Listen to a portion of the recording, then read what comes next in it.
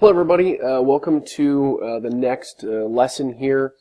So in this lesson, this is the Influence Secrets lesson, and in this lesson we're going to be talking about how to get your customers to come up with the idea to buy your stuff. Okay, so you need to understand that people hate being sold and hearing sales presentations, but they love to buy stuff. They really, really do. Okay, think about it when you buy a new thing, you feel really good because it solved that pain for you. Let's say you're a basketball player and you've been looking at some new shoes for a while. Your old shoes have holes in them, and then you're really excited and you finally buy these brand new LeBron James sneakers, and you're really excited about that. You're not thinking about the ads you saw or anything like that. All you're thinking about is that you had a pain, you had holes in your shoes, and now you have brand new shoes. Okay, so you're thinking about the thing that you bought, and people love to buy things because they love their problems to be solved. Okay, so there's actually a way here to circumvent the selling process by instead creating an environment and using the right language so that your customers are coming up with the idea on their own. So, wow, I really need to buy this is what they're going to say if you formulate your presentation the right way. And that's what we're going to talk about today. So the first thing that you need to understand is that people's attention spans are extremely limited. Okay, just think about it. With all the distractions that people have nowadays, everyone's checking their phone 20 times every few minutes, or checking their email, or going on Facebook. And the reason here that you need to understand this is because if you're boring for even just 1 second, you're going to lose your audience, and in turn you're going to lose the sale. And that's why you need to keep it exciting. You need to tell stories, you need to use images, you need to make it fun. You need to keep them moving from point to point in your funnel or your sales presentation, and just really keep that in mind whenever you're doing any kind of sales copy or any kind of video. You want to keep their attention. That's the most important thing, because if you're boring, it doesn't matter how good your product is or how good your service is. People are going to turn your video off or exit out of your sales presentation or delete your email before they even get to the part that you actually want them to read, where it discusses your offer, and then we'll turn them into a buyer. Okay.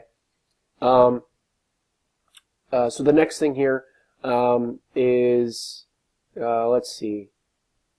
Okay, so the next thing that you want to focus on when you're writing your sales copy, or you're working on a sales video, or writing an email to your customers, you need to understand, what do people want from you? Okay, what do people want from you?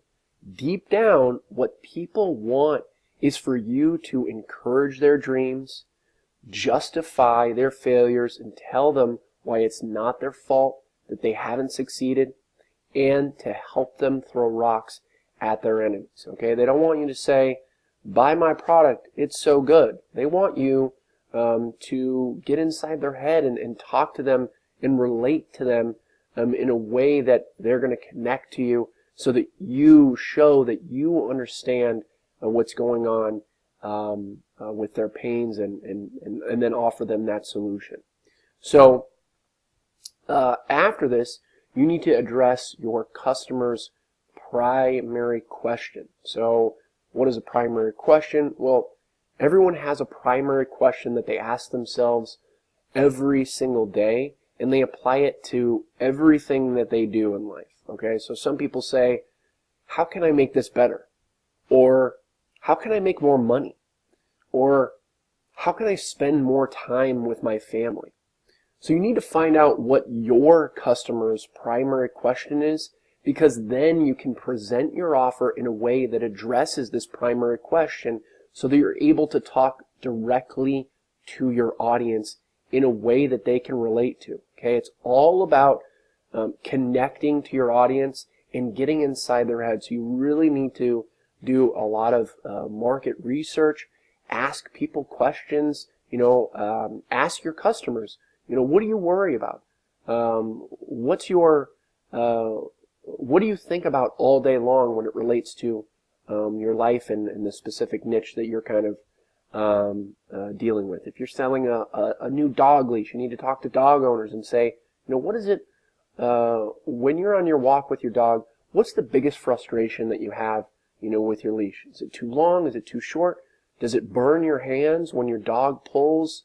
Really pull that information out from your customers, because then you can talk about those things in your sales letter and in your presentation so that you know exactly what your customer is going through. So for example, we're talking about, the dog leashes. So you'll say, are you tired of having your hands burn from the leash when you're on a walk with your dog?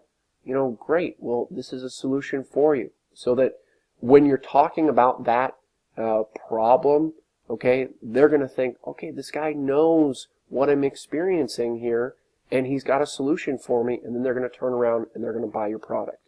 So if you communicate in the same language, that's the other thing here, is that you have to communicate in the same language and same message that they're talking to themselves with. Okay, when you do that, that is where the magic happens. All right, so the primary question leads to some kind of epiphany. All right, an epiphany of, oh, I need to get something to solve this problem. So you discuss the problem, your hands burning from your dog leash pulling you while you're on walks, and then they're going to get that idea that they need to solve that problem, okay? Even if they're not thinking about it all the time, or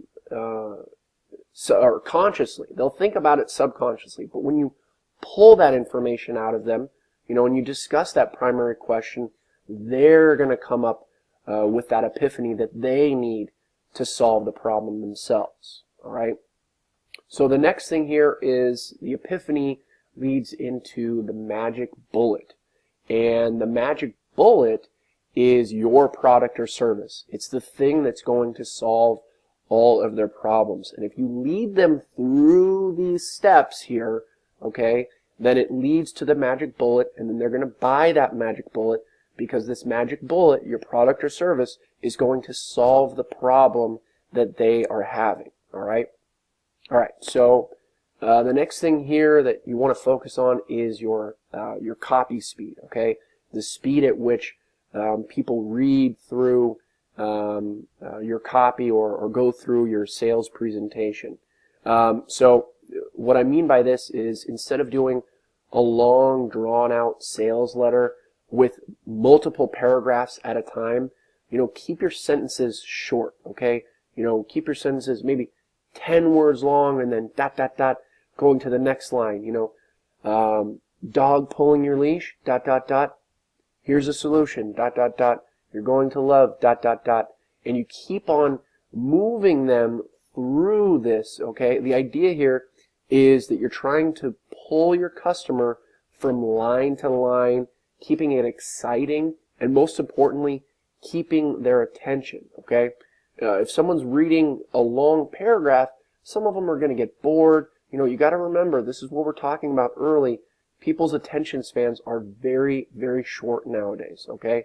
You've got about 10 seconds, and then if you waste 10 seconds of their time, they're going to lose you, or I'm sorry, you're going to lose them. They're going to exit out of their browser. They're going to shut down their email or delete your Facebook message, okay? And the reason here that you do this is because this is how we talk to each other in real life, okay? We talk to each other in incomplete sentences, and we keep it exciting, and it's the way that we text and email with our friends, okay?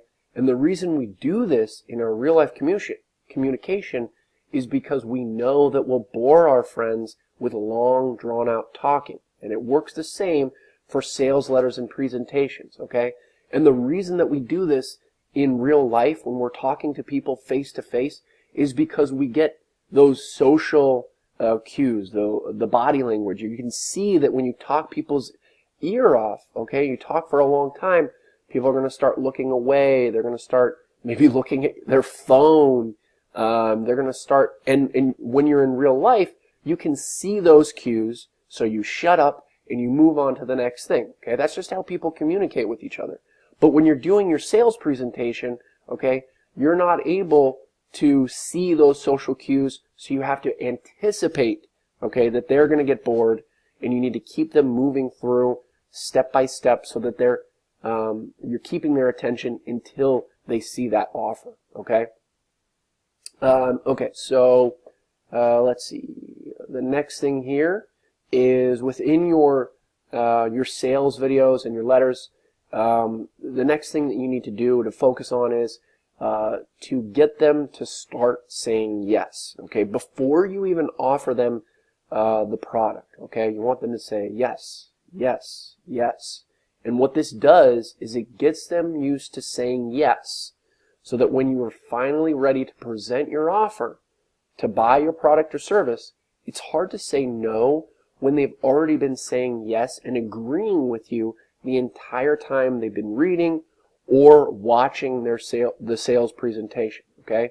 These are called trial closes. And what I mean by close is, when you close the sale. That's the final thing that you want to do when you're selling your product or service, is you want to close the sale. So these are trial closes, okay? Pre-closes, whatever you want to call them. So let me give you an example, or a few examples with our sales presentations, okay? We often ask them throughout the process, okay? Have you ever wanted to work from home?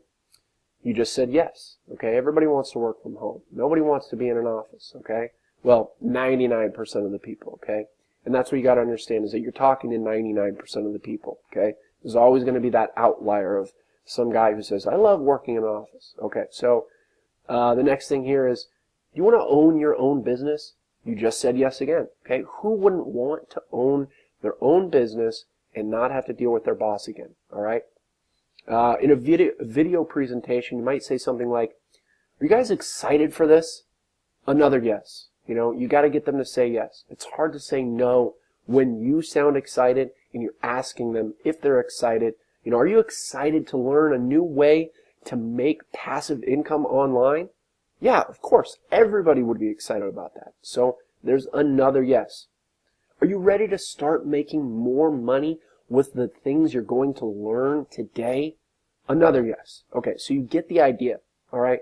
These are some powerful tools to help you win more clients and get more sales.